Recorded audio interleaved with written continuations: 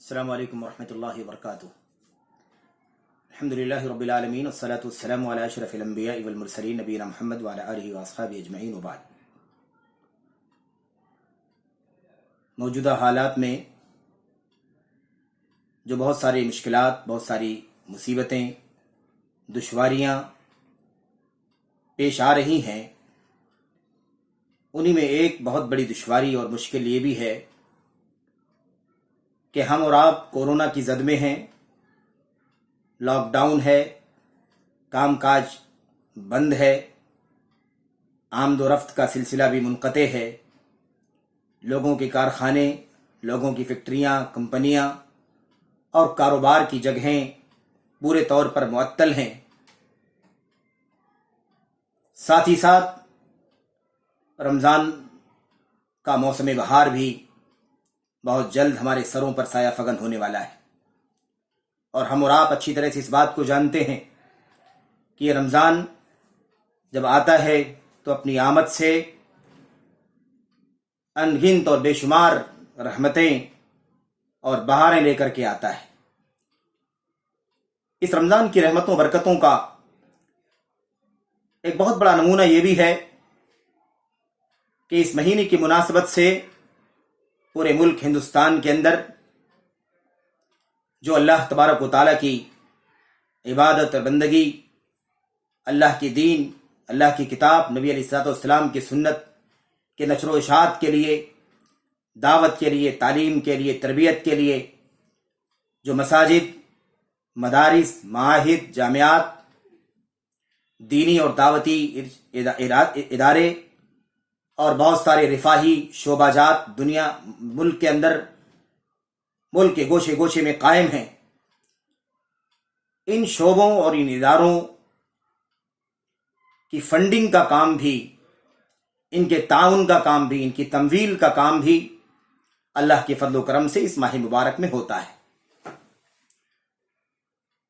سفراء حضرات مساجد کے لیے، مدارس کے لیے، جامعات کے لیے، دعوتی اداروں کے لیے، رفاہی اداروں کے لیے تعاون حاصل کرنے کے لیے ملک کے گوشے گوشے سے شہروں کا رخ کرتے ہیں۔ خصوصیت کے ساتھ ہمارا یہ عزیز محبوب شہر بمبئی، جو اللہ کے فضل و کرم سے ملک کی صنعتی راجدھانی کے طور پر جانا جاتا ہے، اس شہر کا کثرت سے لوگ رخ کرتے ہیں۔ اس شہر کی برکتیں پوری ملک ہندوستان کے اندر پھیلی ہوئی ہیں۔ یہاں کے اہل خیر حضرات، ان کا تعاون، ان کے چندے اور ان کی طرف سے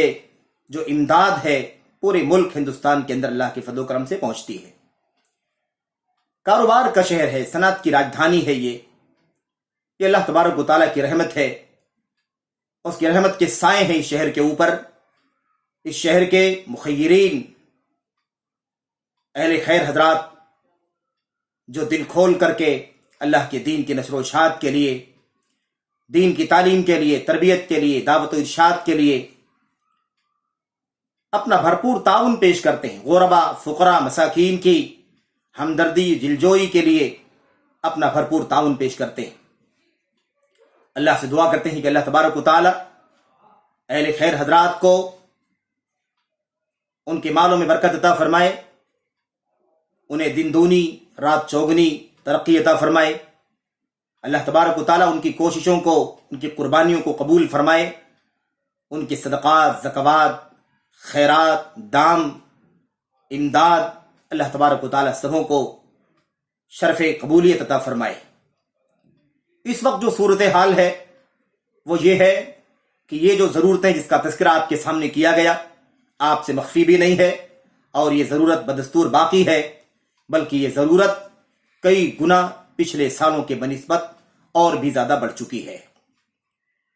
میرے بھائیوں، رمضان کی آمد ہے۔ ماہ رمضان میں اہل خیر حضرات کے پاس لوگوں کا جانا کس قدر مشکل ہوگا، یا کس قدر ممکن ہوگا یا نہیں ممکن ہوگا، اس کا صحیح پتہ تو آنے والے وقت سے ہوگا۔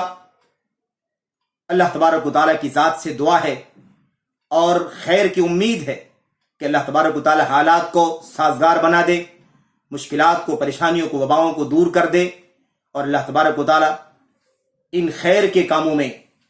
جو کوششیں چلتی ہیں اللہ تبارک و تعالی اسے کامیابی سے ہمکنار فرمائے۔ یہ مدارس جو دین کے قلعہ ہیں، یہ دعوتی ادارے جو توحید و سنت کی دعوت کا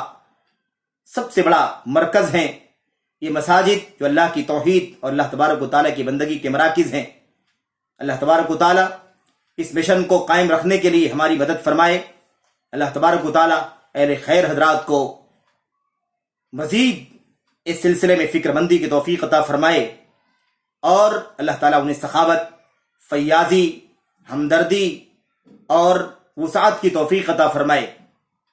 میرے بھائیوں، میں عرض یہ کرنا چاہتا ہوں کہ حالات کتنے ہی نازک کیوں نہ ہو جائیں، مشکلات کتنی ہی زیادہ کیوں نہ پھیل جائیں، گرچہ وبا کا ماحول ہے، سب کے سب لوگ اس کی زد میں ہیں، لیکن اس کے باوجود ہماری ذمہ داری، اہل خیر کی ذمہ داری، جنہیں اللہ تعالیٰ نے مال و ثروت سے نوازا ہے، گرچہ ان کے کاروبار رکے ہوئے ہیں، لیکن پھر بھی نسبتاً اللہ تبارک و تعالیٰ نے انہیں کشادگی عطا فرمائی ہے، فراوانی سے نوازا ہے۔ کاروبار ضرور بند ہے، لیکن اللہ تبارک و تعالیٰ نے انشاءاللہ تبارک و تعالیٰ جب حالات سازگار ہوں گے تو بہت تیزی کے ساتھ وہ اپنے کاروبار کو انشاءاللہ تبارک و تعالیٰ فعال کر لیں گے، اور پھر وہ حالات انشاءاللہ تبارک و تعالیٰ سازگار ہو جائیں گے۔ درخواست یہ ہے کہ حالات کی نزاکت کچھ بھی کیوں نہ ہو، لیکن ہمیں اس ذمہ داری کو محسوس کرنا ضروری ہے۔ ہم اپنے گھروں کی ضروریات، اپنی صحت کی ضروریات، اپنے اناج کی ضروریات، اپنی دیگر ضروریات کی جیسے فکر کرتے ہیں، ایسے ہی ہماری دینی ذمہ داری بنتی ہے، عقیدے کی ذمہ داری بنتی ہے، توحید کی ذمہ داری بنتی ہے، سنت پرستی کی ذمہ داری بنتی ہے، بحیثیت مسلمان اور مومن ذمہ داری بنتی ہے کہ ہم اللہ کے دین کے لیے تمام تر نازک حالات کے باوجود بھی اپنے دلوں کو کشادہ کریں، اور زیادہ سے زیادہ جتنا ممکن ہو اللہ کے دین کے لیے نصرت اور تائید، اور اللہ کے دین کی نصرت کے لیے مدد کریں، اللہ تبارک و تعالیٰ سے توفیق مانگتے ہوئے اللہ تبارک و تعالیٰ کے دین کے لیے، توحید و سنت کے لیے، تعلیم و تربیت کے لیے، دعوت کے لیے، رفاہی کاموں کے لیے، غربا اور فقراء اور مساکین کی ہمدردی اور دلجوئی کے لیے ہم اللہ تبارک و تعالیٰ سے توفیق مانگتے ہوئے اپنے ہاتھوں کو کشادہ کریں، اللہ کی راہ میں مال خرچ کریں، اور یاد رکھیں کہ یہ وہ سرمایہ ہے، یہ وہ سرمایہ ہے جو ابدی سرمایہ ہے، جو دائمی سرمایہ ہے، جو باقی رہنے والا سرمایہ ہے، جو مرنے کے بعد جو دائمی ابدی زندگی ہے اس میں کام آنے والا سرمایہ ہے۔ اس لیے کبھی بھی کسی بھی صورت میں ہمیں اس سے بھاگنے کی کوئی گنجائش نہیں ہے، اور ہمارے لیے یہ ایک دم ضروری اور ناگزیر ہے کہ ہم اس سلسلے میں اپنا سینہ کشادہ رکھیں، اپنے ہاتھوں کو کشادہ رکھیں۔ اور یہ رمضان کا موسم آ رہا ہے، اگر حالات سازگار نہیں بھی ہوئے اور لوگوں کی آمد و رفت کے معاملات مشکل سے مشکل بنے رہے اور لوگوں کا آنا جانا ممکن نہ رہا، تب بھی آپ کی ذمہ داری بنتی ہے کہ جس طریقے سے اور بہت سارے کام آن لائن چلتے ہیں یا اور نازک صورتحال سے گزر کر کے اسے انجام دیا جاتا ہے، اس کام کو بھی انجام دینے کی آپ کوشش کریں۔ ساتھ ہی ساتھ اگر یہ ناممکن ہو سکا یا کم سے کم ممکن ہو سکا تو آپ کی ذمہ داری بنتی ہے کہ اس کے بعد 1 مہینے کے بعد، 2 مہینے کے بعد، جب بھی حالات سازگار ہو جائیں، اس وبا سے اللہ تعالی ہمیں اور آپ کو عافیت دے دے، آپ کی ذمہ داری بنتی ہے کہ آپ اللہ تبارک و تعالیٰ کے دین کے لیے اللہ واسطے اس کے بعد جب بھی حالات سازگار ہو جائیں آپ اپنا ہاتھ کشادہ رکھیں، آپ اپنا تعاون پیش کریں، اللہ کی راہ میں مال خرچ کریں، اور ان تمام تر ضروریات کو اپنی ضرورت سمجھ کر کے اسے پوری کرنے کے لیے ہمت جتائیں اور ہاتھ بٹائیں، یہ ذمہ داری بنتی ہے۔ میرے بھائیو، اللہ کے نبی علیہ السلام نے فرمایا تھا ان مما يلحق المؤمن من عمله وحسناته بعد موته، ایک حدیث ہے ابن ماجہ کے اندر موجود ہے اور بھی کتابوں کے اندر موجود ہے۔ ابن ماجہ کی روایت میرے سامنے ہے، میں آپ کے سامنے اسے بطور یاد دہانی اور تذکیر پڑھنا چاہتا ہوں۔ اللہ کے نبی نے فرمایا صلی اللہ علیہ وسلم نے، مومن کو جو اس کے اعمال اور اس کی نیکیاں مرنے کے بعد اسے ملتی ہیں وہ کئی ایک ہیں۔ مرنے کے بعد ایک مومن کو اس کی جو نیکیاں، اس کے جو اعمال صالحہ، اس کے جو حسنات ملتے ہیں، اس کا صلہ، اس کا بدلہ اسے ملتا ہے، وہ کئی ایک ہے۔ نمبر 1، اللہ کے نبی نے فرمایا علما علمہ ونشرہ، ایک وہ علم جسے وہ سکھائے اور اس کی نشر و اشاعت کرے۔ نمبر 2، کوئی بچہ اولاد جو صالح ہو جسے وہ چھوڑ کر کے گیا۔ نمبر 3، کوئی مصحف قرآن کریم جس کا اس نے وارث بنایا ہو، یا مسجد کوئی ہو جس کی اس نے تعمیر کروائی ہو، یا کوئی گھر ہو، کوئی مسافر خانہ ہو جو مسافروں کے لیے اس نے تیار کروایا ہو، تعمیر کروایا ہو۔ या कोई नहर हो पानी के लिए उसने जारी करवाई हो, या कोई ट्यूबवेल लगवाया हो, या मिसाल के तौर पर कुआं खुदवाया हो, और कोई शक्ल हो सकती है, या ऐसे कोई सदका जो उसने अपने माल में से अपनी सेहत की हालत में और अपनी जिंदगी की हालत में उसने निकाला हो, ये सारी खैर की चीजें हैं, ये सारे काम खैर के काम हैं, अज्र सवाब के काम हैं, सदक़े जारिया के कबील से हैं। इन तमाम चीजों का अज्र सवाब एक मुसलमान को, एक मोमिन को उसके मरने के बाद मिलता है। इसलिए जिम्मेदारी बनती है कि हम इन तमाम चीजों का ख्याल करें। अगरचे हालात नाजुक हैं, अपील है आपसे, दरखास्त है आपसे मुअद्दबाना मुखलिसाना कि अल्लाह तबारक व तआला की तौफीक मांगते हुए आप दिल खोल करके अल्लाह की राह में माल खर्च करें। जितना भी आपसे मुमकिन है आप बिल्कुल अपने दरवाजे पर आने वाले, आपसे राब्ता करने वाले जो भी